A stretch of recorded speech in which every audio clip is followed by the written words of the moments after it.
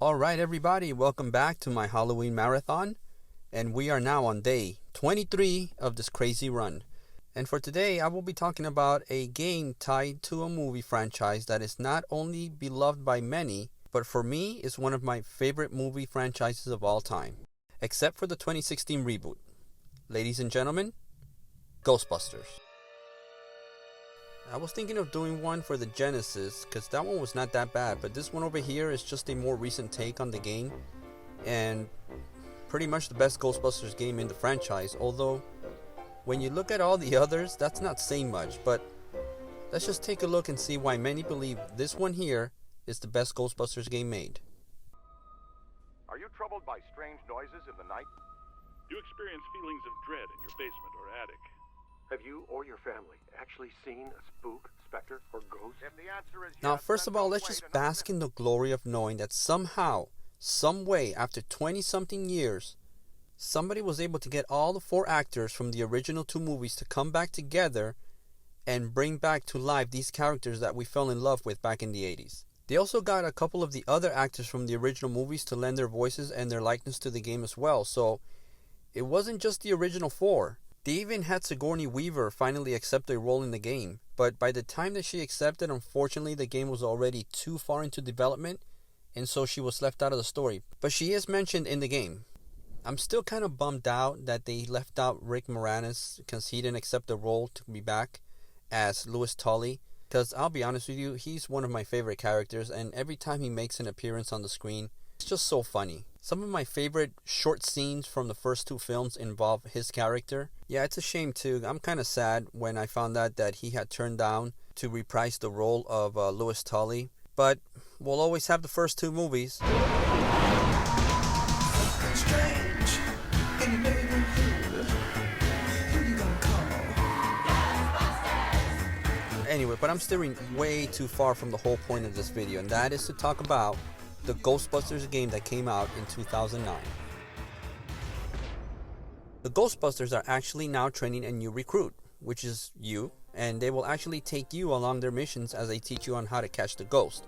Now, you're never really given a name in the game, but you're just referred to as the rookie the whole time. He has no speaking lines. But you know what? That's fine, because if you are a true Ghostbusters fan like me, you're going to be more intrigued by what Peter, Ray, Egon, and Winston have to say as the story progresses. Now, the cool thing about this game goes beyond the actors reprising their roles. You have all these different locations and small references made to the characters from the movies, even though they may not make an appearance. I love that the game was tackled as a third-person style shooter though, instead of like first person or some type of weird isometric view.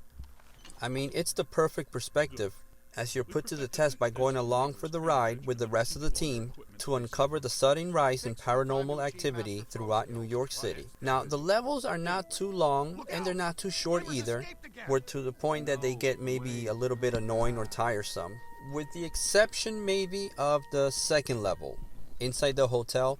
I don't know why, but for me that level actually took a little bit too long, and the fact that you have to run down corridors and up and down different floors actually kind of dragged on for me. But I feel the rest of the game locations are interesting and really help in bringing the story to life. Now, the graphics are great, but they're not exactly groundbreaking, but that's perfectly understandable considering the game came out in 2009. Now, but if graphics are your thing and you just need to have the latest, the greatest, and the best, the HD remastered version came out in 2019 and cleaned up a lot of those graphics, in case you were on the fence about playing the game or not. Now, the ghosts in the game come in various forms and paranormal events, and the bosses are nothing to sneeze at either.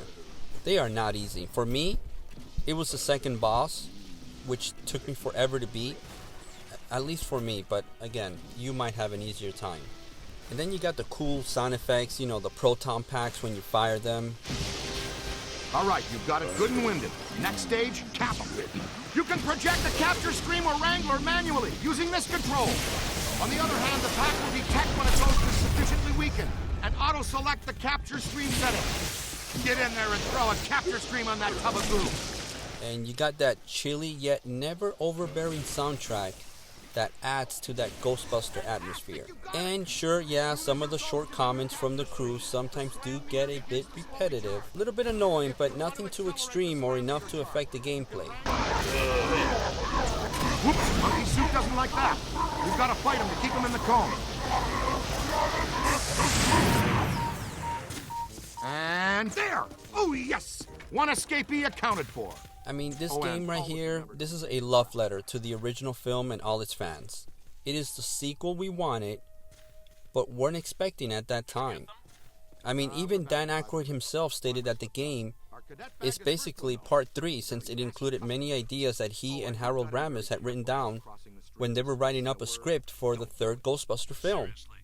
The suits, the packs, the famous proton beams coupled with the short quips, the dialogue from the cast, it's all brought together perfectly in this game.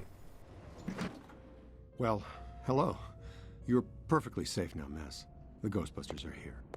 Back off, loser. Never gonna happen. That approach rarely works with me. I'll show you why later. If you've never played it, you can buy it cheap on eBay, or heck, you can even get it digitally in one of the console stores. It's not that expensive. Anyway, so that's my really short recap on the Ghostbusters games from 2009. So definitely check it out. But my recommendation, instead of watching somebody else play it, I highly recommend that you buy it and play it yourself. You will not regret it. It's awesome. I love it. Heavily populated public areas. And in close quarters. It minimizes the city's liabilities and satisfies the restraining order the maid here had put on us. World we live in today, you shoot a proton stream of highly charged particles at someone, they get all Sue happy.